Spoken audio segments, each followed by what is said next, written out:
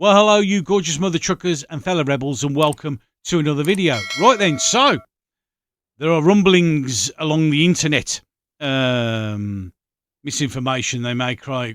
They probably will, they probably won't. But there seems to be an awful lot of veterans who are now saying that when, on Remembrance Sunday, Keir Starmer goes to put his wreath on the cenotaph to honour the war dead who will be spinning in their graves, who sacrificed the ultimate sacrifice for freedom and not for what that evil, tyrannical man is doing to his country, will be spinning in their graves.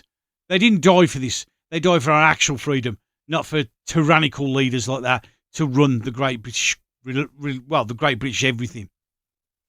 So what they're saying is they're going to do is, when he does that, they are going to about face and turn their backs on him. Obviously, this causes a bit of a conflict of interest because we're there. It's our only day, really, to remember those valiant men and women who have died throughout every conflict. You know, where you do it without question. You go to some godforsaken place and fight for whatever reason you're there to do. And you fight for the guy next to you in the foxhole, and you fight under that flag, and that flag's on your arm. And you bleed, and you die in foreign lands for the freedom and the defence of that flag that flies deliberately upside down behind me. For a pathetic, weak, left-wing, tyrannical leader to just within it's nearly 8 weeks now, turn this country on its head and just destroy everything. A lot of us ex-servicemen are trying to figure out what the hell we fought for. We served this country with undying loyalty.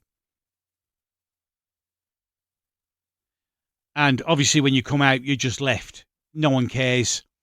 There are homeless vets all over the place. Veterans living in single rooms. Veterans, unfortunately, succumbing to the darkness on a daily basis. And no one in government cares. I mean, it took ages to get Armed Forces Day, which hardly anyone celebrates because, why are we not getting recruitment into the Armed Forces anymore? Because you treat us like shit. Because if any one young kid comes up and says, do you want to join the army, or should I join the army? I'm like, well, if you want to, if you think, if you've got that honest belief in yourself, then yeah, feel free. But I'm going to tell you that no matter how good you are and how well you serve, the second you come out, they're going to abandon you. They're going to leave you. They're going to give you token rubbish. I mean, let's be honest.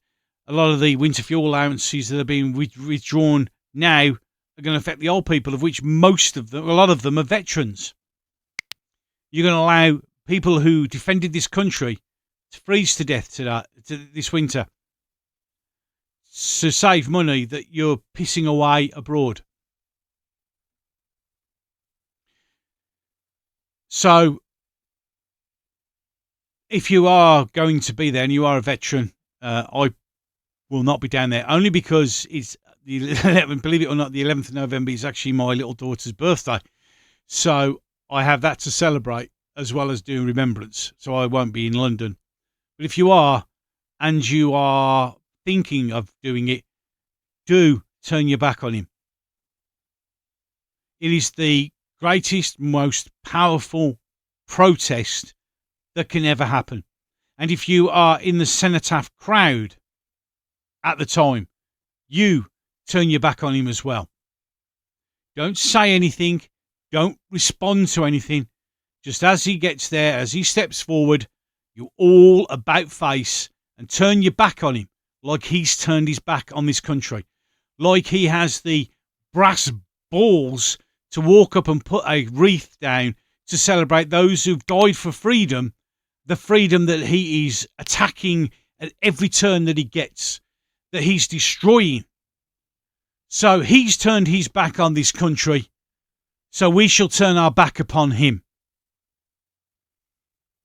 In the memory of all those who have died and suffered defending that flag, So that dirty piece of lawyer